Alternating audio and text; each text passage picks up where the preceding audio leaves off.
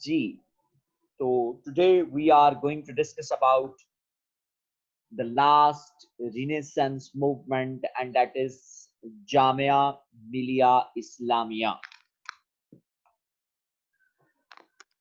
जामिया मिलिया इस्लामिया,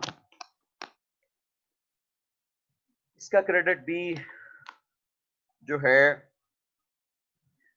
वो मुस्लिम अमायदीन को जाता है, who initiated the concept of this institution, and ultimately it was a reactionary institute. क्योंकि अगर आप थोड़ा सा हिस्ट्री को गो थ्रू करने की कोशिश करें तो आपको ये अंदाजा होगा कि सब कॉन्टिनेंट के अंदर 20th सेंचुरी की सेकेंड डिकेड जो थी उसमें हिंदुस्तान में काफी ज्यादा अनरेस्ट रहा है। जो हिंदू मुस्लिम यूनिटी का जो रोमांस था वो भी कुछ अपने पीक को पहुंचा हुआ था, और हिंदू मुस्लिम यूनिटी के रोमांस की अगर आप बात करें तो सेकंड जो डिकेड थी 20th सेंचुरी की, उसमें लखनऊ पैक्ट हुआ। फर्दर ये भी दौर करीब था सब कॉन्टिनेंट के अंदर कि सब कॉन्टिनेंट के लोगों को नई रिफॉर्म्स दी जाएंगी, नया जो रेफॉर्मेशन सिस्टम जो है वो दिया जाएगा, उनको अख्तियारात जो हैं वो दिए जाएंगे। तो उसका भी शोर शोरा जो था वो सब कॉन्टिनेंट के अंदर मौजूद था। इसके साथ फर्दर जो डेवलपमेंट थी उसमें रॉलेट एक्ट जो 1919 में ब्रिटिश गवर्नमेंट ने पास किया ताकि वो बागियों को दबा सके। रॉलेट एक्ट भी एग्जिस्ट कर रहा था। फिर यहां रॉलेट एक्ट के साथ साथ सानिया जलियांवाला बाग हो जाता है, और जिसके नतीजे में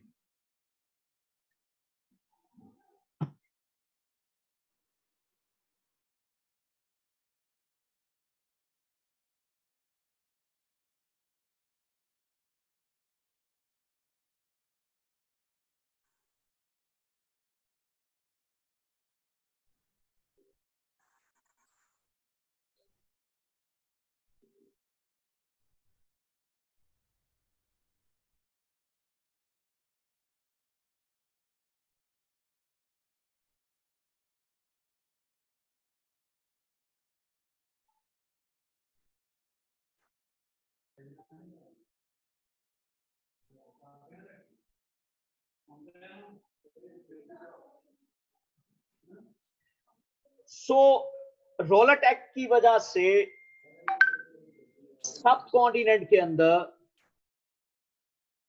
ये भी एक बात मतलब जो थी वो मौजूद थी कि लोग एहतजाज कर रहे थे, और रॉलेट एक्ट के खिलाफ जो सबसे बड़ा एहतजाज था वो जलियांवाला बाग के मुकाम पर हुआ। अब इन तमाम सूरत हाल में इस जब जलियांवाला बाग हो जाता है तो उस वक्त गांधी रॉलेट एक्ट के खिलाफ ऑलरेडी नॉन कोऑपरेशन मूवमेंट शुरू कर चुका था और 1914 से लेकर 1918 तक लड़ी जाने वाली या 19 तक लड़ी जाने वाली जो फर्स्ट वर्ल्ड वॉर थी, उसमें जो ओटोमान एम्पायर वाला ब्लॉक था वो शिकस्त था। तो मुसलमान ओटोमान एम्पायर को बचाने के लिए, तुर्की की सरहदों के तहफ़्फ़ुज़ के लिए, हिजाज़े मुक़द्दस के तहफ़्फ़ुज़ के लिए जो है वो खिलाफत मूवमेंट का आगाज करते हैं। और खिलाफत मूवमेंट का जो असल पर्पस था वो यही था कि अंग्रेज सरकार को दबाया जाए कि आप जो है वो तुर्की के खिलाफ किसी किस्म का कोई रिएक्शन नहीं करेंगे। मतलब तुर्की की खिलाफत को कोई नुकसान नहीं पहुंचाया जाएगा। खिलाफत कमेटी जो है वो मौलाना मोहम्मद अली जौहर साहब की क़यादत में तश्कील पाती है। तो ऐसे में हिंदुस्तान के अंदर दो मूवमेंट इकट्ठी हो गई, दो पैरेलल मूवमेंट चलना शुरू हो गई।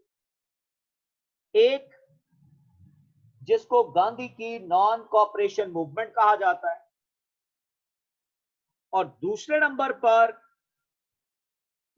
जो मूवमेंट मौजूद थी वो खिलाफत वालों की थी।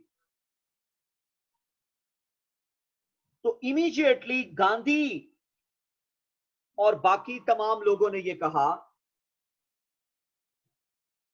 कि हम ब्रिटिश गवर्नमेंट के दिए गए टाइटल्स, जो सर का खिताब है या लाइक व्हाट, कुछ इस तरह के जो खिताबात हैं, हम उनको वापस करेंगे। उनके स्कूल्स में एडमिशन नहीं लेंगे, उनकी ग्रांट्स अपने स्कूल और कॉलेजेस में वसूल नहीं करेंगे, कोर्ट्स में पेश नहीं होंगे, बकायदा सिविल डिसओबीडियंस मूवमेंट का आगाज होगा। यानी कि जो नॉन कोऑपरेशन मूवमेंट है वो बेसिकली अदम तावन, सिविल नाफरमानी की तरफ जो है वो लेके जाता है। और स्ट्रिक्ट नॉन वायलेंट स्ट्रगल है ये गांधी की सत्याग्रह, ये बुनियादी तौर पर उसी को मतलब जो है वो प्रमोट करने की बात। तो ऐसी शक्ल में जब गांधी जो था वो गांधी की कॉल पर और उस वक्त खिलाफत कमेटी की कॉल पर इंडियंस ने ब्रिटिश सपोर्टेड एजुकेशनल इंस्टीट्यूशन से अपने आप को सेपरेट किया, डिसएसोसिएट किया, ताकि इंडिजिनस नेशनलिस्टिक इंस्टीट्यूशन जो है वो बनाए जा सके। Historian SN. सेन ये लिखता है कि सितंबर 1920 में ब्रिटिश गवर्नमेंट ने Mohammedan Anglo oriental college Aligarh जो था उसको यूनिवर्सिटी का दर्जा दिया और उसको अलीगढ़ मुस्लिम यूनिवर्सिटी जो है वो बनाया गया। लेकिन उसी इंस्टीट्यूट में से कई ऐसे लोग जो स्टूडेंट्स थे और जो टीचर्स थे, they supported non cooperation movement and फिर वहां से खिलाफत मूवमेंट जो है वो सपोर्ट होती है और क्विट द यूनिवर्सिटी के, चूंकि ये अंग्रेज सरकार से मदद लेने वाला इदारा है, दैट्स व्हाई हम यहां नहीं पढ़ेंगे कि ये इंपीरियल गवर्नमेंट जो है इस इंस्टीट्यूशन को कंट्रोल कर रही है, दैट्स व्हाई हम इस इंस्टीट्यूशन का हिस्सा नहीं बनेंगे। तो उस वक्त एक इंडिजिनस इंस्टीट्यूट बनाने के लिए 18 सेल्फ डेडिकेटेड इंटेलेक्चुअल्स ने 2 महीनों के अंदर अंदर एक नया इंस्टीट्यूट बनाया जिसका टेम्परेरी कैंपस अलीगढ़ में ही रखा गया और इसको जामिया मिलिया इस्लामिया का नाम दिया गया। और ये उस वक्त भी एक बेसिकली इंस्टीट्यूट यूनिवर्सिटी टाइप, और ये फर्स्ट जिसको कहा जाता है नेशनलिस्ट इंस्टीट्यूट था, जिसको कांग्रेस नेशनलिस्ट कहती है, और जो नॉन कॉपरेशन की प्रोडक्ट का नतीजा निकला। बाद में इसको शिफ्ट किया गया दिल्ली में। हकीम अजमल खान जो एक रिनाउंड फिजिशियन थे और पोएट थे, वो यूनिवर्सिटी के पहले वाइस चांसलर बने, फर्स्ट चांसलर।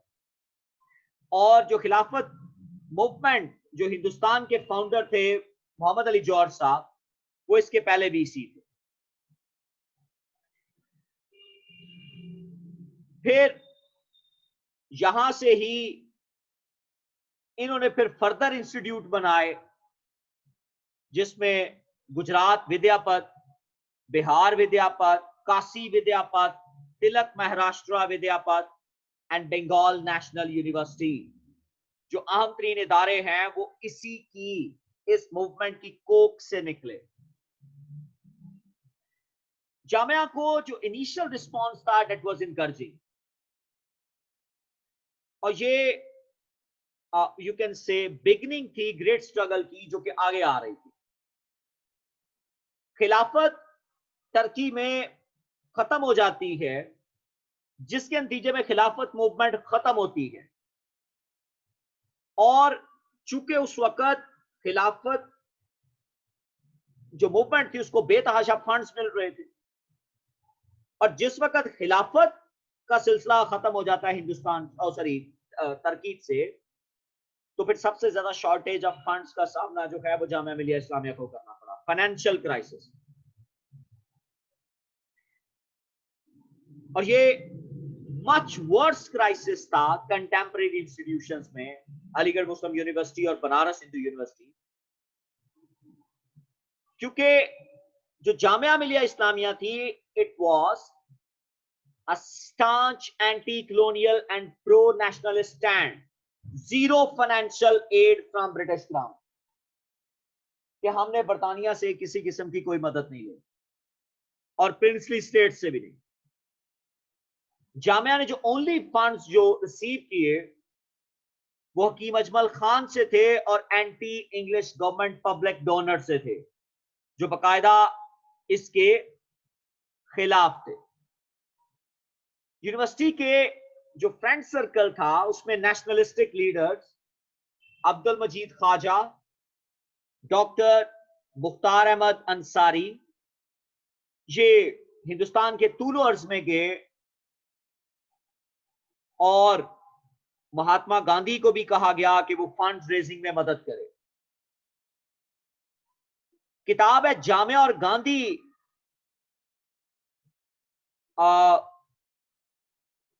जो एक जर्नलिस्ट और जामिया अलुमनस अफरोज आलम साहिल ने लिखी, कि वो जामिया के लिए फंड्स इकट्ठे करेंगे। आपने कई खतूत लिखे वेल्दी और इन्फ्लुएंशियल पीपल को। अब यहां से एक और चीज हमें ट्रेंड समझ आनी चाहिए कि कांग्रेस डे वन से नेशनलिस्टिक पॉलिटिक्स जो थी वो कर रही थी, और वो समझते थे कि हम हिंदू और मुसलमान एक ही कौम है, सिर्फ दरमियान में मजहब का डिफरेंस आता है। उसमें गांधी ने जिन लोगों को कन्विंस करने की कोशिश की, वो जमनालाल बजाज, केशव दास बिरला और पंडित मदन मोहन मालवीय, जो बनारस हिंदू यूनिवर्सिटी का सरबराह था। लेकिन वो रिस्पांस नहीं मिला जो मिलना चाहिए। 1925 की जनवरी में यूनिवर्सिटी जो थी वो बहुत ज्यादा मतलब फाइनेंशियल क्राइसिस का शिकार थी, और फाउंडर समझ रहे थे कि इसको बंद कर देना चाहिए। लेकिन चूंकि इसके पीछे वो इंडियन नेशनलिज्म मौजूद था, दैट्स व्हाई गांधी रिक्वेस्टेड कि Jamia should be continue. Gandhi ये तस्वर करता था कि ये सिर्फ इंस्टीट्यूट नहीं है, ये इनिशिएटिव है कि जिससे एक इंडियन नेशनलिज्म जो है वो प्रमोट किया जा सकता है। गांधी का ये कहना था कि if you are facing a financial crunch, I am ready to carry a begging bowl and go door to door, but Jamia must continue. That was the commitment from Gandhi. Gandhi ने अपील की भोपाल और पटना के लोगों से और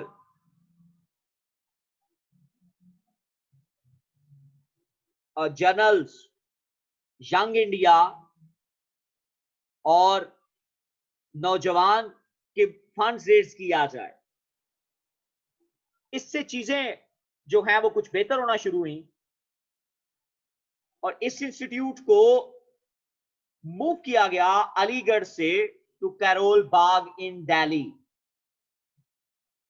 ये 1925 के round about इसको मूव कर लिया जाता है।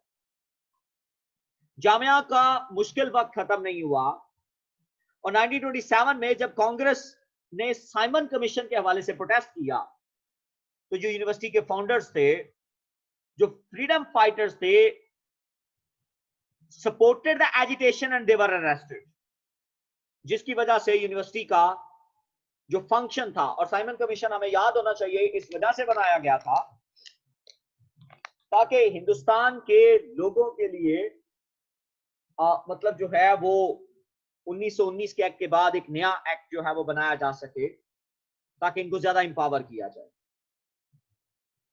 तो उस वक्त जो जामिया की बैकबोन हकीम अजमल खान जो है वो गुजर गए, जिससे एक बहुत बड़ा वाइड क्रिएट हुआ, लेकिन जामिया ने अपना सिलसिला खत्म नहीं किया। नई leadership doctor Zakir Husain, doctor Abid Husain, doctor Mukhtar Ahmed Ansari की क़यादत में नेशनलिस्टिक इमेज के साथ जो है वो सामने आती और 1928 में जो फ्रेमर्स थे इन सोरठ डिस्ट्रिक्ट ऑफ गुजरात, वेलभाई पटेल, उन्होंने रिवोल्ट की जब गवर्नमेंट्स ने बहुत ज्यादा रेवेन्यू टैक्स जो है वो लगा दिया, तो जामिया स्टूडेंट्स ने वॉलंटियर किया large number for the cause of the farmers, even though most of their teachers were already in jail. ये बात साइमन कमीशन के वक्त से ही वो जेल में, जब उसके खिलाफ go back Simon, go back Simon. तो इस प्रोटेस्ट को बारदोली सत्याग्रह, और यहां से विलबाई को टाइटल सरदार विलबाई का मिला। मार्च 1933 में जामिया कैंपस जो है वो दोबारा से शिफ्ट होता है from Karol Bagh to its present location in Okhla, जो आज जामिया नगर जो है, और उस वक्त डॉक्टर मुख्तार अहमद अंसारी जो थे वो इसके चांसलर थे। और नेक्स्ट डिकेड्स में कई इंटरनेशनल